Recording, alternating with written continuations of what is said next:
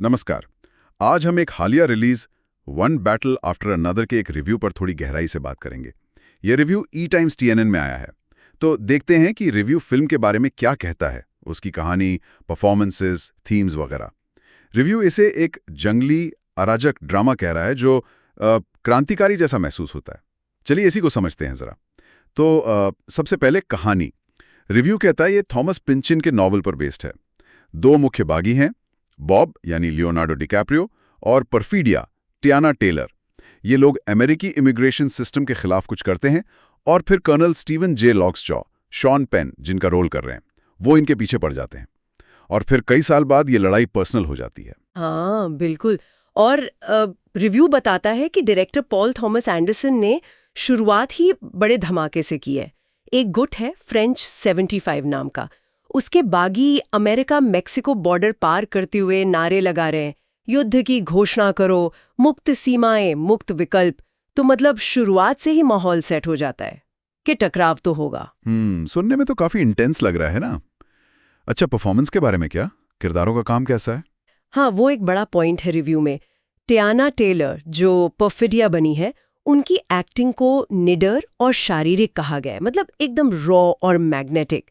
एक सीन का जिक्र है जहां वो प्रेग्नेंट है और एक हाथ से हवा में गोलियां चला रही हैं।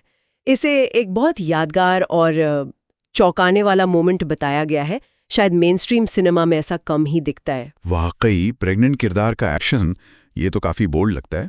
और लियोनार्डो डिकैप्रियो बॉब के रोल में? डिकैप्रियो को फिल्म का इमोशनल कोर बताया गया है। रिव्यू कहता है कि उनका काम बहुत सधा हुआ है, बहुत प्रभावी है। वो एक थके हुए पिता और एक हताश फाइटर का दर्द दिखाते हैं। कुछ छोटी डिटेल्स जैसे वो एक ज़रूरी पासवर्ड भूल जाते हैं, ये चीज़ें उन्हें काफ़ी रियल और भरोसेमंद बनाती हैं। 16 साल बाद बेटी को बचाने की कोशिश में उनकी थकान महसूस होती है। अच्छा, यानी उनका किरदार दर्शकों को कनेक्ट करता है। और villain Sean Penn, colonel Lockjaw? हाँ, शॉन पेन का किरदार कर्नल लॉकजॉ, उसे रिव्यू ने फिल्म का सबसे बेचैन करने वाला हिस्सा बताया है। पेन ने लॉकजॉ को अजीब, वासना से भरा हुआ और खतरनाक दिखाया है, ऐसा रिव्यू कहता है। खासतौर पर लॉकजॉ और परफीडिया के बीच का जो एक अजीब सा सेक्सुअल टेंशन है, वो काफ़ी मतलब डिस्टर्बिंग है, लेकिन साफ दिखता है। पेन के किरदार का जो अंदरूनी संघर्ष है, उसे भी काफ़ी मजबूत पॉइंट माना गया है। और हाँ, Benicio Del Toro, Regina Hall, Chase Infinity जैसे सपोर्टिंग एक्टर्स का काम भी अच्छा बताया है। ओके, एक्टिंग तो दमदार लग रही है। अब थीम्स और डायरेक्शन पर आते हैं। एंडरसन ने नस्लीय भेदभाव, पॉलिटिक्स जैसे मुद्दों को कैसे हैंडल किया है? क्या वो बहुत उपदेशात्मक है?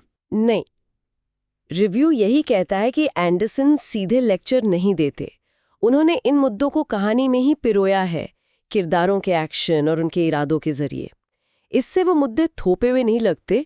लेकिन हाँ, एक बात नोट की है रिव्यू ने कि कभी-कभी फिल्म थोड़ी कंफ्यूज लगती है कि वो सिस्टम को एक्सपोज कर रही है या उसका मजाक उड़ा रही है। इस चक्कर में कुछ सीन थोड़े कमजोर पड़ जाते हैं। अच्छा, तो ये एक पॉइंट उठाया गया है। लेकिन क्या ये कोई बहुत बड़ी कमी है फिल्म की? रिव्यू पढ़कर ऐसा नहीं लगता कि ये कोई डील ब्रेकर है। बस एक ऑब्जर्वेशन है। ओवरऑल लेखन को पर्पसफुल ही माना जाए। समझ गया।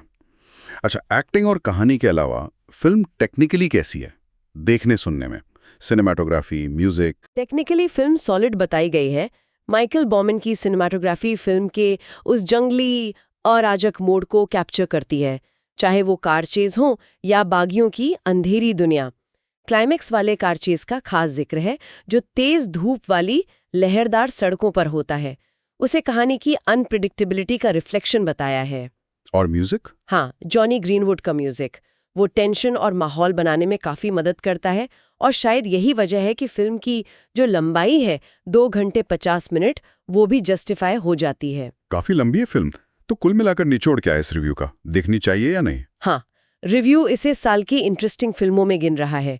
ये साफ कहा गया है कि फिल्म पेशेंस मांगती है।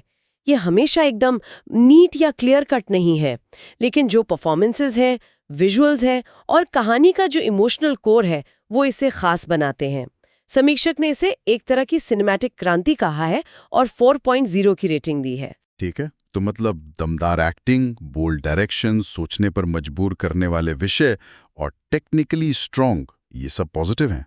लेकिन दर्शकों को तैयार रहना होगा कि फिल्म थोड़ी बिखरी हुई लग सकती है और लंबी है। बिल्कुल। डिकैप्रियो, पेन और टेलर के काम की खास तारीफ है, और एंडरसन का डायरेक्शन भी। ये दिलचस्प है कि रिव्यू फिल्म को उसकी इस अराजक प्रकृति और कभी-कभार की अस्पष्टता के बावजूद क्रांतिकारी कह रहा है। ये सोचने वाली बात है ना, कि आजकल जब कोई फिल्म मुश्किल, उलझे हुए विषयों को बिना किसी लाग लपेट के उठाती है, तो क्या वो वही अपने आप में क्रांतिकारी हो जाता है?